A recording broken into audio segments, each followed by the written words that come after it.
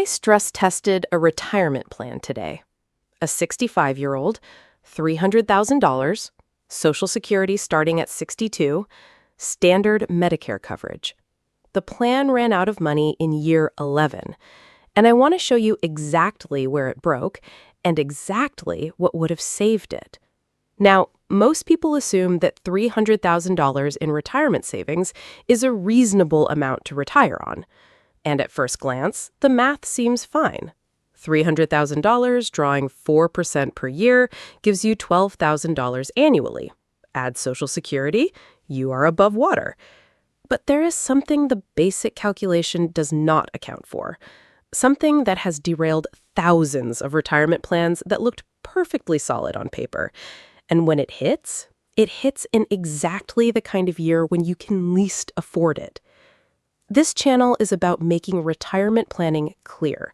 The numbers, the risks, the things that actually matter, explained simply so you can make confident decisions.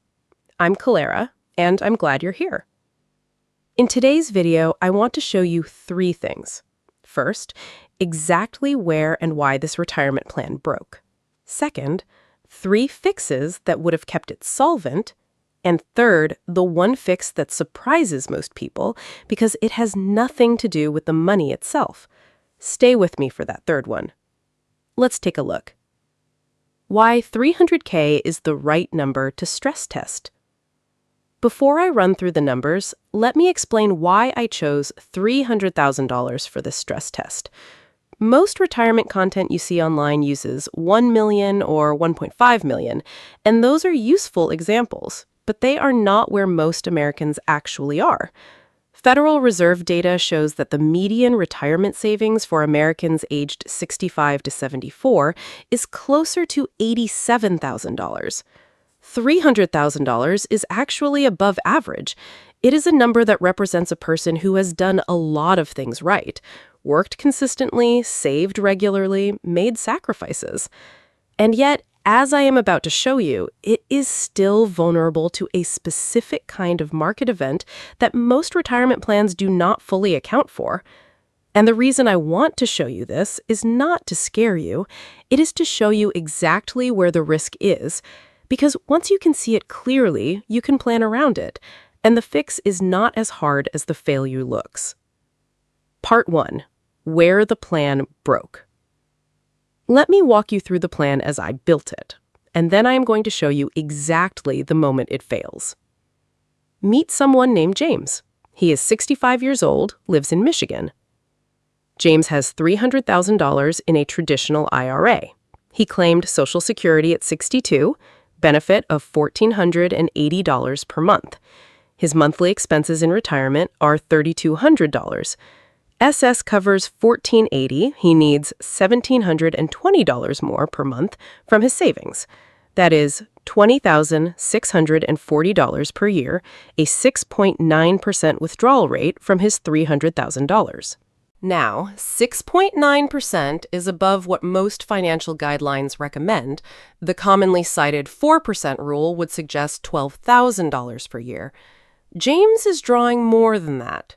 But his expenses are real. This is what he actually needs. In the early years, years 1 through 3, the plan works. The market is performing reasonably. His portfolio is growing slightly even as he draws from it. And then year 4 arrives. A significant market downturn. James's portfolio drops 28% in year 4. He still needs $20,640 to live. He cannot stop withdrawing. So he sells assets in a down market at reduced prices. His portfolio does not just shrink from the market drop, it shrinks from the withdrawal on top of the market drop. This is called sequence of returns risk.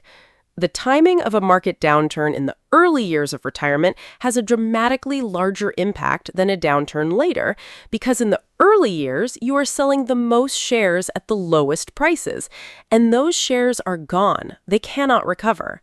James's portfolio recovers partially in years 5 and 6, but it never fully rebuilt. He's still drawing $20,640 per year.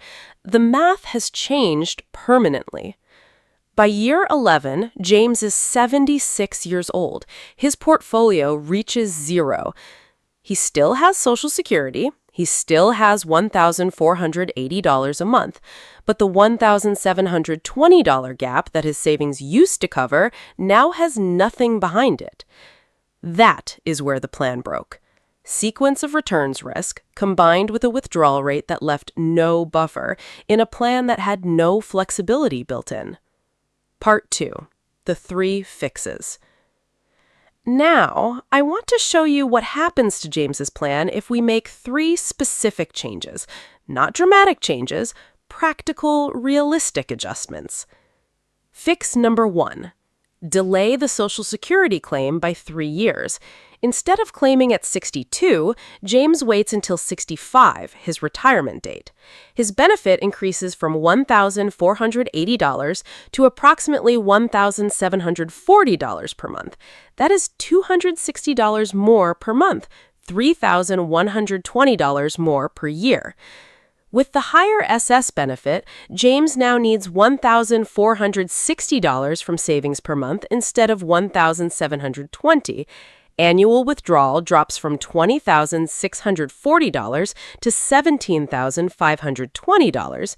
That is a 15% reduction in withdrawals on the same $300,000 portfolio. That reduction, 15% less withdrawals, extends the plan by approximately 3 to 4 years. James gets to year 14 or 15 before the portfolio reaches zero. Still not a complete solution, but meaningful progress. Fix number 2.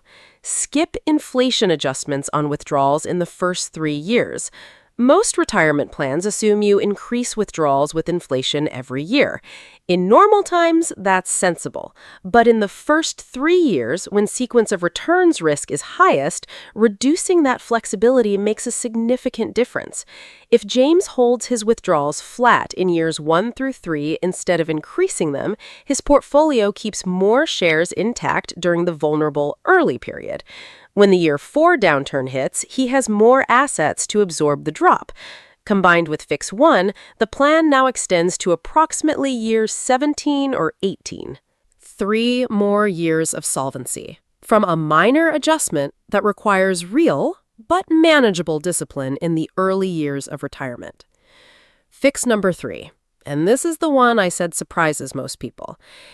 It is not another financial adjustment. It is a timing adjustment, and it involves a small amount of income, not a full second career. If James does any income-producing activity, even modest, even part-time, in years 1 through 3 of retirement, and uses that income to replace some of his portfolio withdrawals during that vulnerable window, even $500 per month from a part-time role, consulting, or any small activity in years 1 through 3, reduces annual portfolio withdrawals by $6,000 during the highest risk period, keeps significantly more shares intact before the year 4 downturn. Combined with Fixes 1 and 2, the plan becomes solvent for 22 to 25 years. I know, work a little in retirement is not the answer anyone wants to hear, and I want to acknowledge that directly. If you are retiring because of health or caregiving or because you genuinely cannot work, this fix may not be available to you, and that is a completely fair and real situation.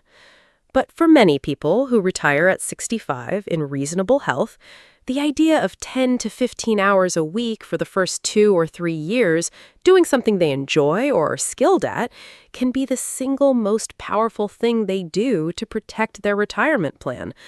Not because the money is large, but because the timing is everything. The first 3 years of retirement are the most financially fragile. Protecting those 3 years through any combination of higher SS income, lower withdrawals, or small additional income changes the entire trajectory of the plan. Let me bring this together. James's $300,000 plan failed not because $300,000 is too little. It failed because of the combination of 3 things: a withdrawal rate that left no buffer, Social Security claimed too early, which reduced his guaranteed income, and no protection for those vulnerable first 3 years when a market drop can permanently reshape a retirement plan. 3 things to take from today. Understand sequence of returns risk before you retire. The timing of market downturns matters more in the first 5 years of retirement than at almost any other time. A plan that assumes smooth, average returns every year is not a complete plan. Reconsider your Social Security claiming age as a tool, not just a number. Waiting even 2 or 3 years raises your guaranteed monthly income permanently and reduces how much your portfolio has to cover. That gap matters most when markets are down. Build flexibility into the first 3 years, whether that is through reduced withdrawals, deferred inflation adjustments, small additional income, or a cash buffer. The first 3 years are when your plan is most vulnerable. Protecting them changes everything. A retirement plan that looks fine on paper can still fail if the sequencing goes wrong, but a plan that understands where the risk is can be built to survive it. And that is exactly what this channel is here to help you do. You have more options than you think. Before you go, I have a question for you. If you stress tested your own retirement plan against a 25 to 30% market drop in year 1 of retirement, did you know what would happen? Would it survive? Tell me in the comments. I read every single one, and answers like yours help me know exactly what to cover next. If this video gave you something useful, please share it with someone who is approaching retirement or already there. A lot of people are building plans without stress testing them. You could change that for someone. And if you are not subscribed yet, I would love to have you here. New videos every week, all focused on making retirement planning clear and honest. Thank you for spending this time with me. I will see you in the next one.